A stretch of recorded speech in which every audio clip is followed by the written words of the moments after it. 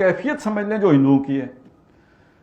हिंदू जो खास तौर पर ये आपने सुना जो राष्ट्रीय सेवक संघ है और संघ परिवार है जिनके मुख्तलिफ शेड्स हैं, उन्हीं का जो पॉलिटिकल विंग है जिसे बीजेपी कहते हैं, ये एक बहुत बड़ी ताकत है हिंदुस्तान में। और ये ताकत, इसके जो डांडे हैं, ये उस ताकत के साथ मिलते हैं जो औरंगजेब आलमगीर के साथ बरसरे पैकार है, मरहटा ताकत। ये जो मराठे हैं इनका भी कोई अपना एक यानी बड़े लड़ाका कौम है, बड़ा पोटेंशियल है और बड़ी ताकत, और इन्होंने मतलब इनके अंदर एक मज़ाहमत की ताकत है। औरंगजेब जैसे बादशाह को मुसलसल जिच करके रखा, उसे मेरा ख्याल है दिल्ली रहना नसीब नहीं हुआ। ये हर वक्त कहीं ना कहीं से इनकी छेड़कारियां जारी रही। इनकी सोच ये कि ये जो हिंदुस्तान है, धरती माता, आपने सुना होगा ये जय हिंद या धरती, वो जय हिंद उसी से निकला कि ये मां की तरह है, ये धरती माता।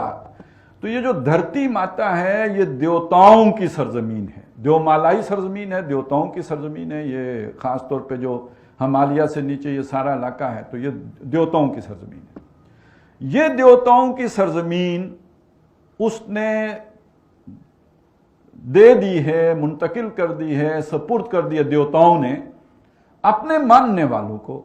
मानने वाले कौन है? हिंदू। अब जो उनको मानता नहीं और यहां रहता है वो दरहकीकत पलीद है, नापाक है और उसको यहां रहने का कोई हक नहीं। ये इनकी सोच है। ये वो मजहबी सोच थी जिसने इनको मुसलसल औरंगजेब के साथ मुजामत पर मजबूर किया था। फिर औरंगजेब ने अपने तौर पर इनका काफी नाटका बंद किया, इनकी ताकत जो है वो खत्म की, तोड़ी, लेकिन बिल्कुल खत्म नहीं कर सका। दबाने में कामयाब रहा। औरंगजेब के बाद जब मुगलिया सल्तनत कमजोर हुई है, ये ताकत फिर उभरी है। और ये नबी सल्लल्लाहु अलैहि वसल्लम के दीन का ये वाला जो मामला, खास तौर पे उसका ये जस्टिस और अदल वाला मामला, हिंदुस्तान में जिस शख्सियत ने सबसे भरपूर तौर पर सबसे पहले समझा है वो शाह वलीउल्लाह रहमतुल्लाह हैं। और शाह वलीउल्लाह वो शख्सियत हैं जिन्होंने मरहटा ताकत के इस उभार को भी देखा और उन्हें यह भी नजर आया कि हमारी मरकजी हुकूमत यानी मुगलिया हुकूमत इसको रोक नहीं सकेगी, मुकाबला नहीं कर सकेगी।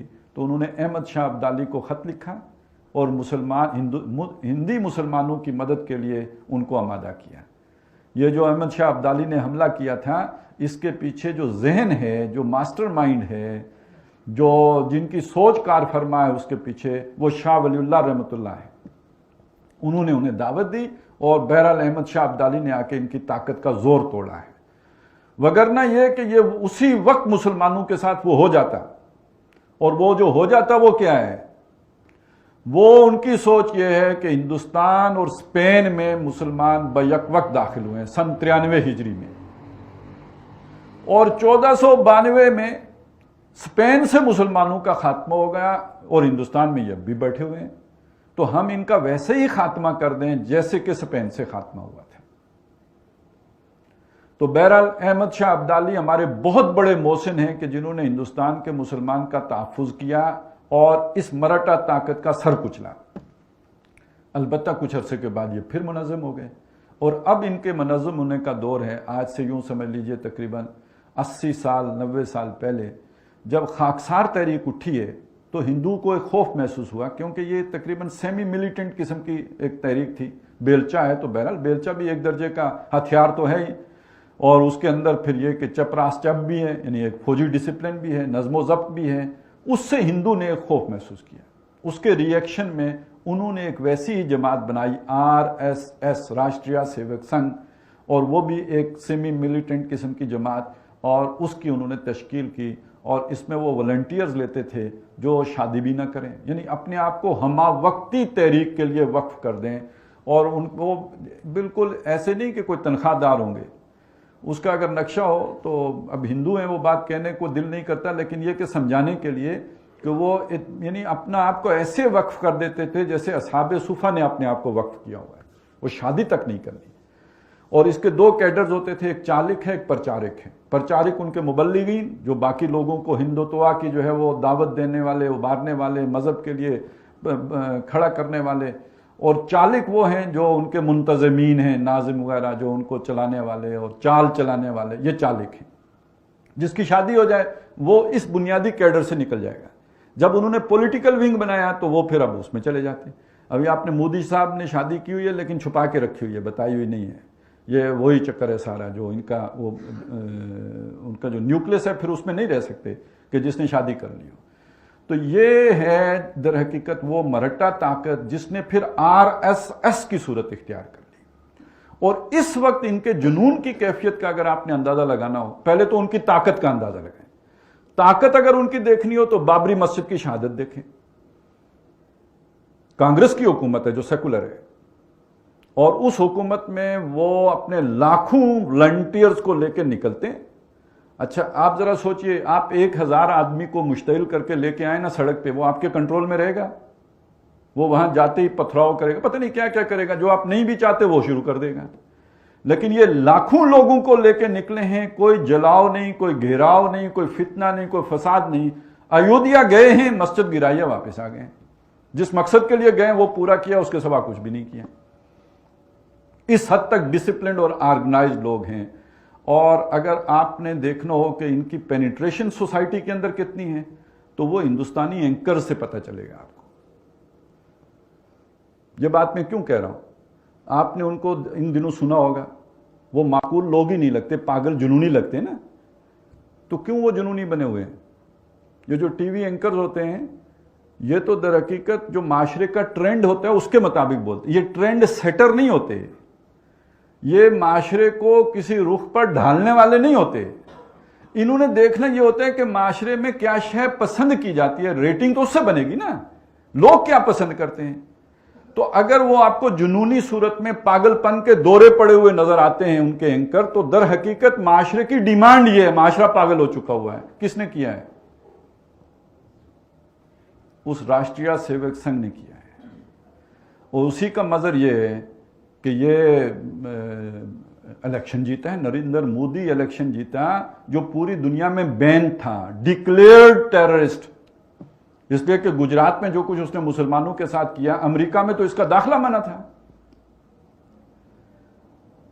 تو اس کے باوجود وہ اس کو انہوں نے الیکشن جتا دیا.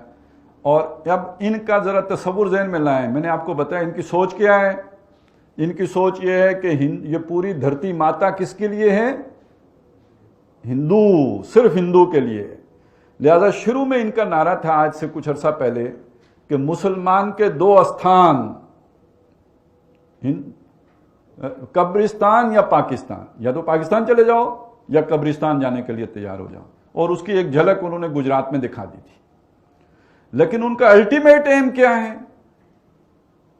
پاکستان کو بھی ختم کر کے جیسے اسپین سے مسلمانوں کا خاتمہ کیا گیا, پوری دھرتی ماتا کو اس ناپاک وجود سے پاک کر دیا جائے. یہ ان کا الٹیمیٹ گول ہے. لیکن پہلے مرحلے میں وہ کیا کرنے جا رہے ہیں؟ اس وقت آئین سازی میں, چونکہ ہندوستان کا آئین سیکولر آئین ہے, وہ عیسائیوں کو, مسلمانوں کو, سب کو ایکول رائٹس دیتا ہے, یعنی برابر کے شہری ہیں. یہ چیز وہ اس کمیونٹی کو جو یہ سمجھتی ہے کہ یہ دھرتی ہے ہی ہماری اور کسی کا حق ہی نہیں ہے یہاں پہ رہنا, وہ اپنے آئین کے اندر اس شے کو گوارا کر سکتے ہیں. لہذا انہوں نے کبھی اپنے اس آئین کو نہیں مانا ہے.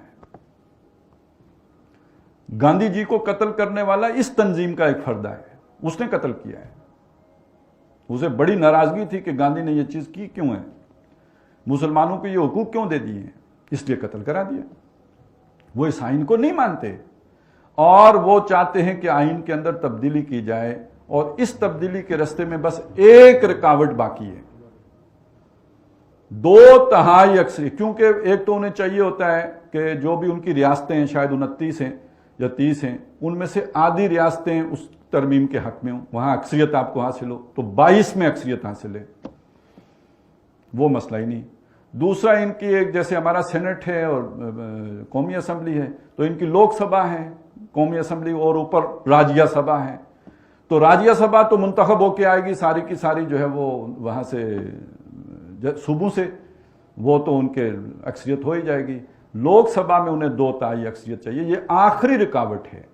جس دن یہ رکاوٹ دور ہو گئی تو پتہ ہے انہوں نے پہلا قانون کیا بنانا ہے, اس ہندوستان کے شہری صرف اور صرف ہندو ہیں, جس کا مطلب کیا ہے، سارے نان ہندو، کیا مسلم، کیا کرسچن، کیا بدھ، جو بھی ہیں باقی سارے، وہ ہندوستان کے شہری ہی نہیں رہیں گے۔